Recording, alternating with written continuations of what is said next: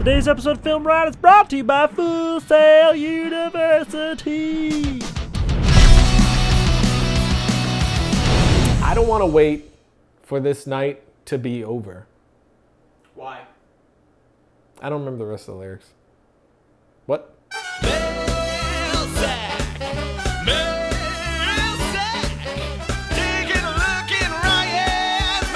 First question, do you feel film festivals are still relevant? Why? Absolutely still relevant. I mean, I think online is a great way to get your stuff out there to a mass audience, but film festivals is a great way to get yourself to a very specific audience, and that's filmmakers. There are still people that attend a lot of film festivals. You're getting like-minded people, so you're getting a reaction with an actual live group of people. You can get awards from it. Use that fact that you got awards to help boost your short film to the next level. Sometimes by going in the festival circuit, you can get word of mouth about you, about your film, which will take you up to higher films. And it's a great way to network, meet other people to then do some more work with. So I don't think one should be done without the other. I mean, throw your stuff online, put it in festivals, unless you can't put it online. To get it in the festivals you want to do, then do festivals first. Once you're done with that whole thing, then go online. I think you should do both things, just as many ways that you can go at it. Throw as much stuff as at the wall as possible to get your name and your work out there. Is Josh as interested as Ryan in filmmaking, or does he like to do other things beside it and just help you run the show? It didn't start that way. His main passion was music at first, but then we started doing FilmRiot, and now it's at the point where I feel like you're just as passionate as me. Would you say that you are quite passionate about film, Josh? Correct. What level of passion do you have? The sexual passion. So is it like 50 Shades of Passion? 50 Shades of Filmmaking Passion. Wow, that's hot. Yeah. That is hot. That is hot. Are you still doing quick tips? Yes, we are absolutely still doing quick tips. We have just taken a break from doing them because my babys is coming. Actually, we're shooting this episode in advance because my babys is coming. So by the time we release this, my babys will probably be here. Did we show them the picture of what I'm pretty sure my babys is going to look like? Just in case you haven't seen it, this is what I'm pretty sure my babys is going to look like.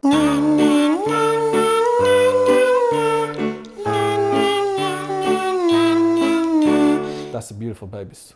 That's my babies. Any advice to someone filming with an iPhone? There are a bunch of different things that you could do when shooting with a phone. Check out Shooting with an iPhone episode that we did a while ago right here. But with any sort of smart device, you're gonna wanna make sure that you have enough light, and you're gonna wanna keep it as stable as possible. So anything that you could use to stabilize it, like the iFly that we did, that we showed a little bit ago, that stabilizes your phone kind of like a gimbal does.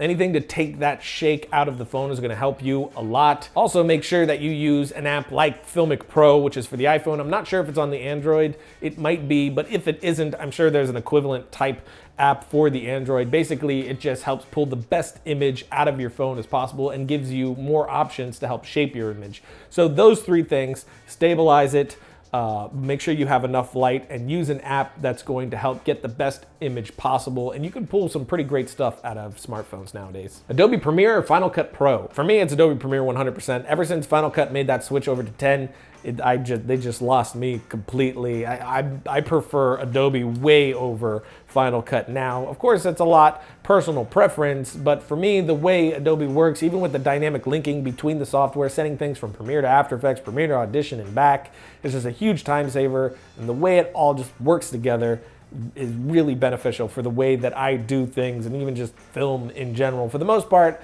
all the pros that I know are pretty much on Avid and Premiere as well, so even working back and forth with them is a lot easier by being on the same system too. So all those things combined, for me, Adobe makes way more sense. Last question, what is the biggest mistake you have ever done in your film career so far? I have made just a tremendous amount of mistakes within my career, just ridiculous amount. I'm still making them constantly, but I don't regret any of them. I don't even regret the recent stupid things that I've done, because every dumb thing I do is a part of me learning. I learned from each one of them. A lot of the big mistakes that I've made has stripped away some naivety that I had to help me, with business and moving forward in a professional filmmaking career. So I don't regret any of them.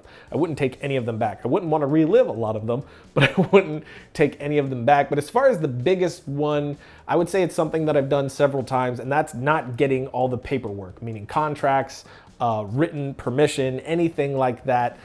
You can't just trust people, unfortunately, regardless of who they are. There's a specific institution that is the type that you would never think in a million years would try to sue someone, but they tried to sue us even though everything on our end was correct. We had permission. It was a sort of shake hands, yes is yes, no is no. We were crystal clear with the whole situation. But in the end, they changed their minds and decided to try to strip something away from us that was already done and out. So we had to deal with that, unfortunately, because we trusted these people, which was a terrible idea on our end. And that happened a few times because I'm a very trusting person, and I'm the type of person that would like to do business off of a handshake. But unfortunately, that is something that I learned the hard way. You cannot do that. When it comes to business, people are always looking out for themselves, unfortunately. So regardless of who they are, you have to make sure you have contracts in place and that you have written permission for things. That way that stuff isn't coming back to bite you, because it absolutely will. And we lucked out having Rev3 behind us and their legal team, so it didn't turn into a big issue for us. But if it wasn't for that, it would have been a big issue for us. So make sure that you're getting all those T's crossed and I's dotted when it comes to anything legal, because that stuff could really hurt you. If you dream of becoming a filmmaker, Full Sail University has degree programs to help you achieve your goal, including the on-campus film bachelor degree program. Throughout the film's bachelor degree program, you learn the filmmaking process from start to finish on a campus that houses the technology and resources you need. In the online digital cinematography bachelor program, you learn what it takes to write, shoot, and edit your own films. Online students receive a technology package that includes a professional level digital video camera. Full Sail is also excited to announce their new film production master degree program designed to give you an advanced education in the behind the scenes aspects of filmmaking. I went to Full Sail myself, and other grads have worked on films like The Hunger Games, Gravity, and a ton more. Full Sail University also offers a variety of campus and online degrees in fields related to the entertainment and media industry, so visit fullsail.edu/FilmRiot to learn more.